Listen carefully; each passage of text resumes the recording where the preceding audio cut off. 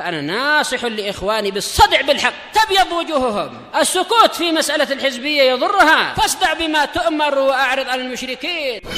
سلامي على دماج ورجالها والشيخ يحيى ودار العلم يا سعد بانيها. الحمد لله رب العالمين، والصلاة والسلام على رسوله الأمين وعلى آله وأصحابه ومن تبعهم بإحسان إلى يوم الدين. Amma ba'd. Pembahasan terakhir berhubungan dengan kaifiyah sholatil marid. Bagaimana tata caranya hendak iqra. Baik, kita lanjutkan. Salatul musafiri wa tashtamilu ala awalan qasri salatir rubaiyah wa fihi masail.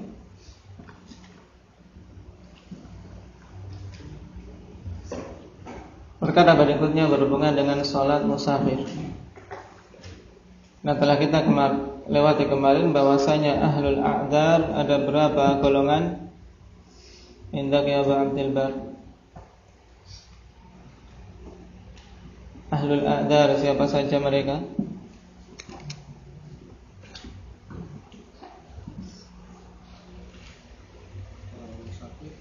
Orang yang sakit, orang yang safar,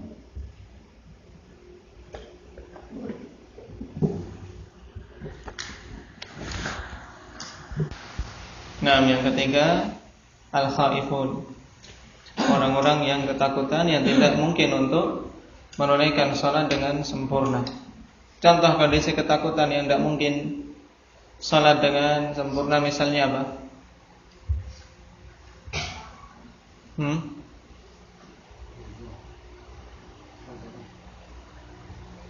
Misalnya ketika terjadi gempa, ya, tidak berani untuk untuk sholat dengan tenang, atau seorang yang dikejar musuh. Nah, sholat orang yang dikejar musuh ya dalam kondisi berlari terus, tapi dia tetap dituntut untuk sholat. Sebagaimana nanti akan kita bahas. Ini tiga, al-marda wal musafirun wal khaifun. Telah kita lewati jenis yang pertama berhubungan dengan marda. Nah, sekarang yang kedua yaitu musafir. Pembahasan yang pertama berhubungan dengan salatnya musafir, qasrus salatir rubaiyah. Pengqasaran salat yang 4 rakaat. Al-mas'alatul ula, permasalahan yang pertama fi hukmil qasar, tentang hukum qasar. Qala la khilafa baina ahli al-ilmi fi masyru'iyyati qasri as-salati ar-ruba'iyyah lil musafir. Tidak ada khilaf di kalangan ahlul ilmi tentang disyariatkannya mengqasar salat yang 4 bagi orang yang melakukan safar. Dan perhatikan di sini ikhwanifillah yang terjadi ijma' apa? Tentang masyru'iyahnya. Karena lafaz masyru'iyah itu bisa mencakup wajib, bisa mencakup yang hukumnya mustahab. Baik. Jadi jangan bingung, karena perkara hukum qasar ini terjadi khilaf dengan khilaf yang tidak ringan antara jumhur ulama dan kalangan zahiriyah. Kok di sini dinukilkan tidak ada khilaf? Nah, maka perhatikan bahwasanya tidak khilaf itu tentang masyru'iyahnya, tentang disyariatkannya. Jadi tentang disyariatkannya qasar bagi para musafir untuk salat rubaiyah. Salat rubaiyah itu apa sih? Salat yang 4 rakaat, yaitu salat apa saja? Zuhur, asar, isya. Subuh? Nah, baik, subuh tidak. Tapi terjadi khilaf di kalangan mereka tentang apa wajib atau sunnahnya, yang nanti insyaallah akan kita bahas. Kita baca dulu yang ditulis di sini. Wa dalilu dzalik, dan dalil atas yang demikian itu tentang masyru'iyahnya qasar Al-Qur'an wa sunnatu wal ijma'. Al-Qur'an dan sunnah serta ijma'. Qala amma al-Qur'an fa qawluhu ta'ala wa idza darabtum fil ardi falaysa 'alaykum junahun an taqsuru minas shalah in khiftum an yaftinakumul ladzina kafaru. Apabila kalian darabtum fil ard, yaitu melakukan perjalanan di muka bumi, yaitu dalam perjalanan, ini makna darabtum fil ard. Tidak mukim, tidak pula dia turun atau nuzul di suatu tempat dalam waktu yang cukup lama. Allah katakan wa idza darabtum fil ardi falaysa 'alaikum junah. Apabila kalian melakukan perjalanan di muka bumi, tidak ada dosa atas kalian antaqsuru minas shalah, untuk mengqasar sebagian salat. In khiftum ay yaftinakumul ladzina kafaru, apabila kalian takut orang-orang kafir memfitnah kalian, yaitu maksudnya mengadab kalian atau menimpakan kemandaratan kepada kalian. Ayat ini ikhwanifillah merupakan ayat pokok tentang permasalahan qasar. Yang para sahabat dulu ketika turun ayat ini juga timbul iskal, yaitu timbul kerancuan pada sebagian mereka karena ayat in khiftum ayyaftinakumul ladzina kafaru, apabila kalian takut. Maka Ya'la ibn Umayyah bertanya kepada Umar bin Khattab radhiyallahu anhu, "Kaifa waqad aminan nas?" Bagaimana qasar ini tetap dilakukan dalam keadaan manusia sudah merasa aman? Kalau dulu di zaman perjuangan awal, kaum muslimin masih khawatir serangan orang-orang kufar. Tapi tatkala Allah Subhanahu wa taala menangkan Islam atas musuh-musuhnya, manusia sudah merasa aman. Maka Umar pun mengatakan, "Ajibtu mimma ajibta minhu." Aku pun heran sebagaimana engkau heran. Maka fa'asaltu Rasulullah sallallahu alaihi wasallam an dzalik, aku pun bertanya kepada Rasulullah sallallahu alaihi wasallam tentang hal tersebut. Faqala, kemudian Rasul mengatakan, "Shadaqatun tasaddaqallahu biha 'alaikum faqbalu shadaqatah." Itu adalah sedekah yang Allah Subhanahu wa taala bersedekah dengannya atas kalian, maka terimalah sedekah dari Allah. Berarti hukum ini tetap ikhwanifillah, walaupun sudah tidak ada rasa takut lagi. Yang penting kondisi yang pertama terpenuhi, yaitu darabtum fil ard, yaitu melakukan safar. Jadi tentang ayat tidak ada iskal, ya. Sisi mana iskalnya kalian perhatikan. Dalam ayat ini yang mungkin seseorang akan rancu di akhir ayat, in khiftum ayyaftinakumul ladzina kafaru. Lalu apakah boleh mengqasar di waktu safar dalam kondisi aman? Maka dikatakan sebagaimana jawaban Rasulullah sallallahu alaihi wasallam tadi. Bahwasanya qasar itu sedekah dari Allah Subhanahu wa taala, terimalah. Qala wal qasru jaizun fis safari fi halil khaufi wa ghairi. Dan qasar itu boleh dalam kondisi safar, baik dalam keadaan takut dan tidak. Baik kondisi takut maupun tidak, tetap diperbolehkan. Ini penjelasan tentang iskal yang mungkin muncul pada lafaz in khiftum ayyaftinakumul ladzina kafaru. Faqad qala an-nabiy sallallahu alaihi wasallam lamma su'ila 'anil qasri wa qad amina an-nas sadaqatun tasaddaqallahu biha 'alaikum faqbalu sadaqatah. Dan sungguh Nabi sallallahu alaihi wasallam telah ditanya tentang mengqasar dalam kondisi manusia aman. Maka dijawab dengan jawaban ini. Siapa yang bertanya? Yang bertanya kepada Nabi. La. Yang bertanya kepada Nabi siapa? Umar bin Khattab radhiyallahu anhu. Dan Umar ditanya siapa? Ya'la ibnu Umayyah. Baik, ini urut-urutan hadisnya. Dan hadis dikeluarkan oleh Imam Muslim.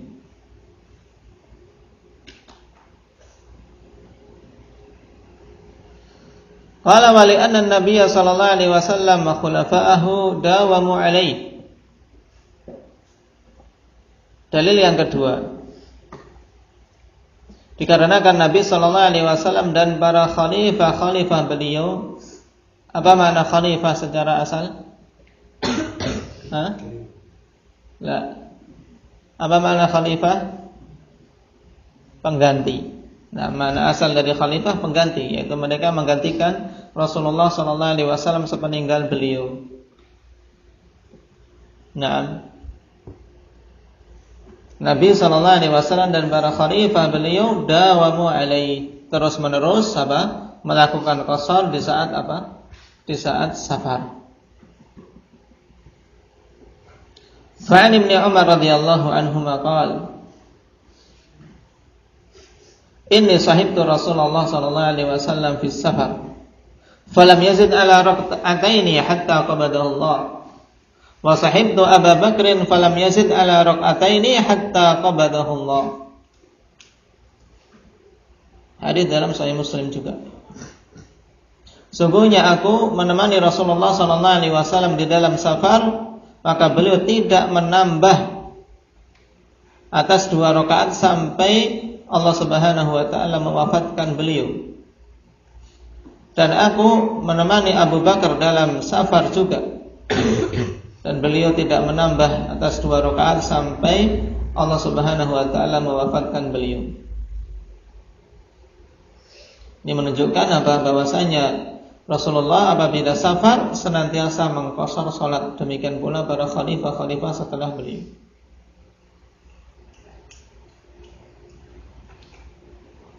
Tsumma dzakara Umar wa Utsman radhiyallahu anhum. Kemudian Ibnu Umar menyebutkan setelah Abu Bakar ini, Umar juga demikian, tidak menambah kecuali 2, tidak menambah dalam salat ketika safar dari 2 rakaat.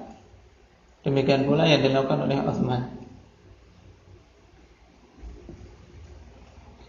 Qala wa Ahmad an Ibn Umar marfu'an innallaha yuhibbu an tu'ta rukhasuhu kama yakrahu an tu'ta ma'siyatuh. Sungguhnya Allah Subhanahu wa taala suka untuk rukhsahnya diambil sebagaimana Allah Subhanahu wa taala membenci kemaksiatan dilakukan. Hadits Ibnu Umar ini ikhwan fillah dikeluarkan oleh Imam Ahmad dan yang lainnya dengan derajat sahih li ghairi. Telah datang menguat dari hadits Ibnu Abbas radhiyallahu anhuma dengan sanad yang hasan. Dan riwayat yang masyhur ikhwan fillah, innallaha ta'ala yuhibbu an tu'ta rukhasuh kama yuhibbu an tu'ta azaimuh. Ini lafaz hadits Ibnu Abbas. Allah Subhanahu wa taala suka rukhsahnya diambil sebagaimana Allah suka azaim diambil. Yaitu azaim seseorang menguatkan dirinya, memilih sesuatu yang lebih bagus walaupun sebenarnya dia mendapat keringanan.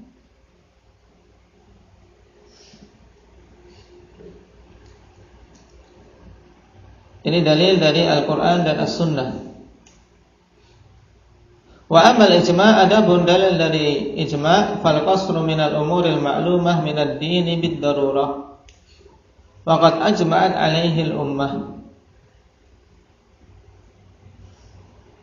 Qasar merupakan perkara yang telah diketahui ya, dari agama ini secara darurat. Bahwasanya semua tahu dan umat ini telah berijma' tentang apa disyariatkannya bagi musafir. Naam. Qala wa 'ala hadha fal muhafadhatu 'ala hadhihi sunnah wal akhdhu bi hadhihi rukhsah aula wa afdal min tarkiha.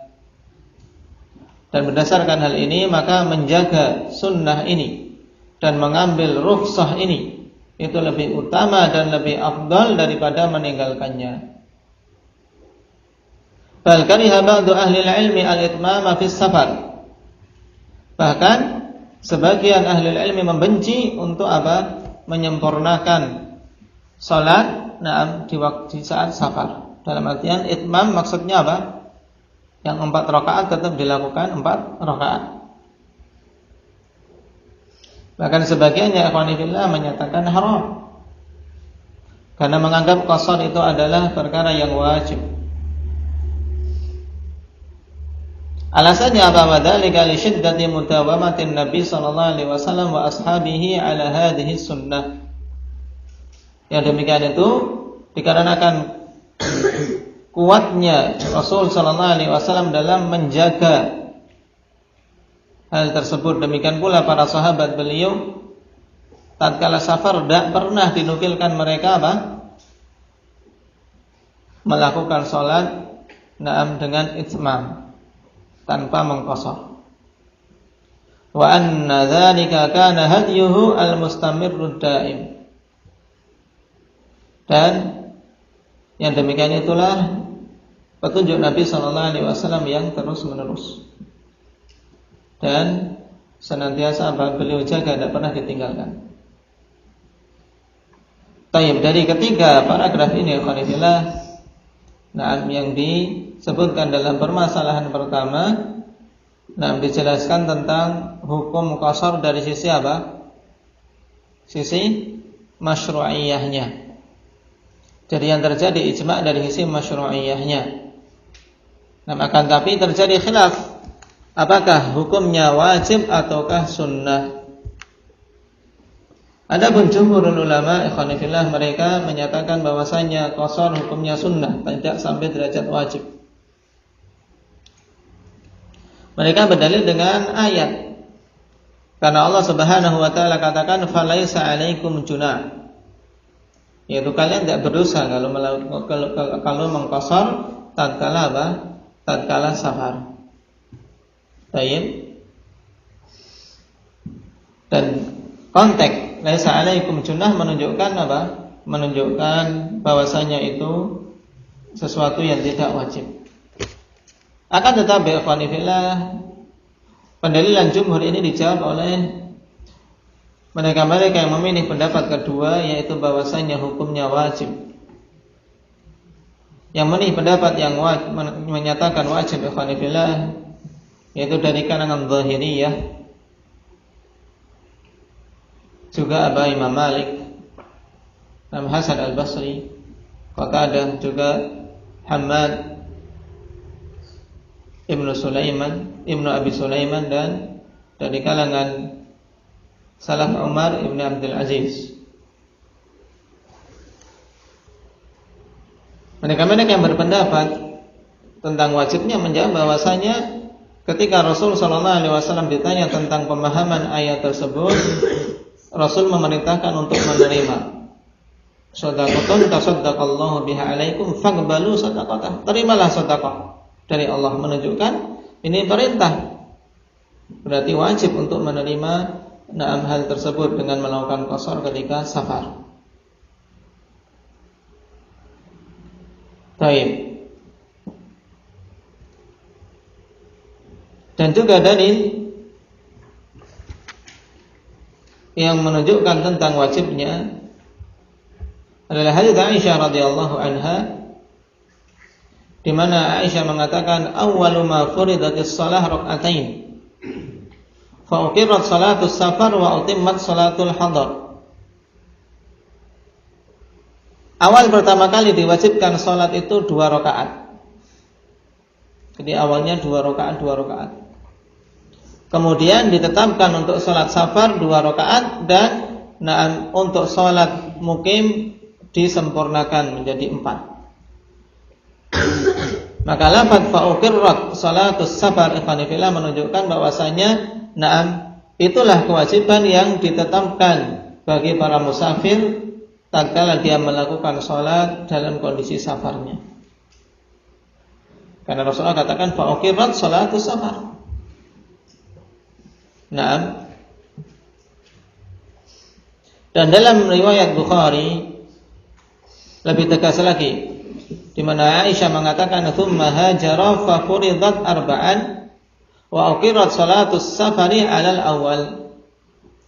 Kemudian Nabi SAW berhijrah dan diwajibkanlah salat 4 rakaat dan uqirat salatus safar, ditetapkan salat safar 'alal awal, di atas kondisi yang pertama, yaitu berapa rakaat? 2 rakaat. Berarti itulah salat ketika safar, yaitu 2 rakaat.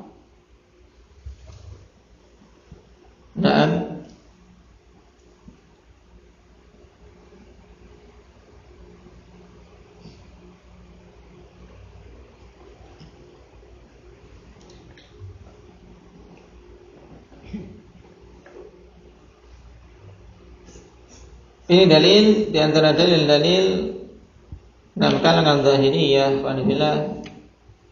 tentang wajibnya qasar, dan itu yang dirujukkan oleh Syekhuna Yahya Al-Hajuri hafizahullah taala dalam kitab khusus beliau tentang tentang masalah safar.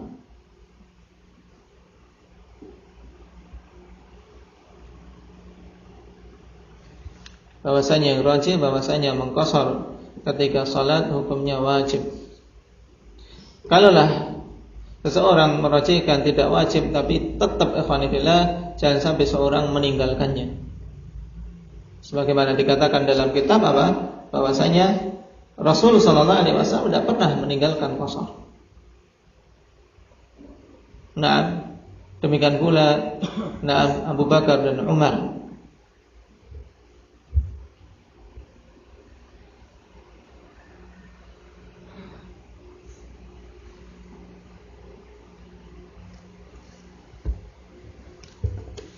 Ini permasalahan yang pertama tentang hukum qasar. Jadi yang hendaknya dipahami dengan baik penafsiran dari ayat dengan hadis Umar bin Khattab. Kemudian penegasan dari Ibnu Umar tentang contoh penerapan dari Rasul sallallahu alaihi wasallam. Dan juga ditambah dengan hadis Aisyah radhiyallahu anha ditambahkan di sini karena menguatkan bahwasanya memang untuk salat qasar ketetapannya adalah 2 rakaat.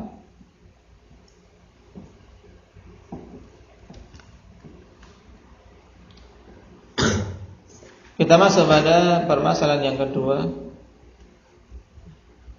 Al-mas'alatu tsaniyah fi tahdidis salati allati yajuzu fiha al-qasr. Tentang salat yang diperbolehkan padanya qasar. Qala as-salatu allati yajuzu fiha al-qasru hiya as-salatur rubaiyah. Salat yang boleh padanya qasar adalah salat rubaiyah. Apa tadi yang dimaksud dengan salat rubaiyah, Palembang? Salat yang rakaatnya 4. Wa hiya salatul dhuhri wal 'asr wal isya, yaitu salat zuhur, asar dan isya. Wala tuqsaru salatu subhi walal maghrib ijma'an. Dan salat subuh serta salat maghrib tidaklah diqasar berdasarkan ijma'.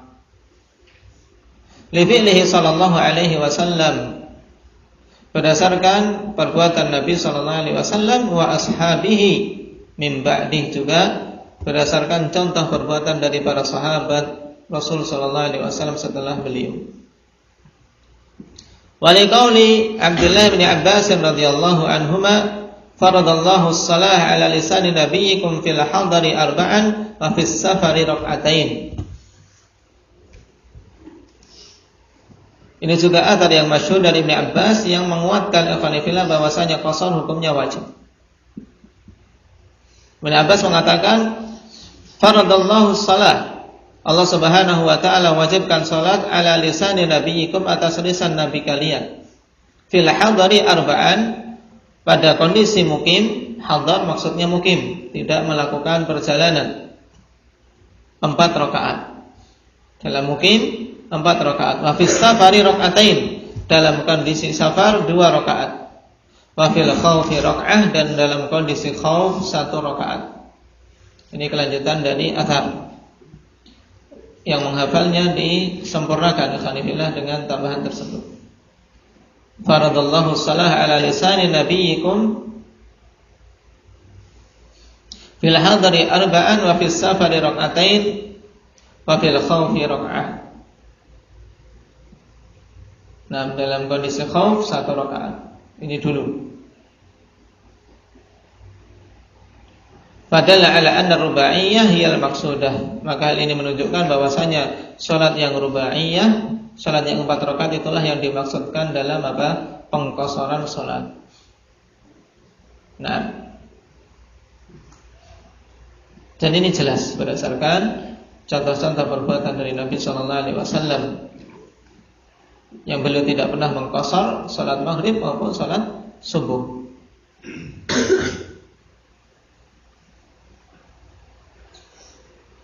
Adapun tentang batasan safar, ini juga khilafnya panjang, insyaallah taala kita akan bahas pada pertemuan yang akan datang.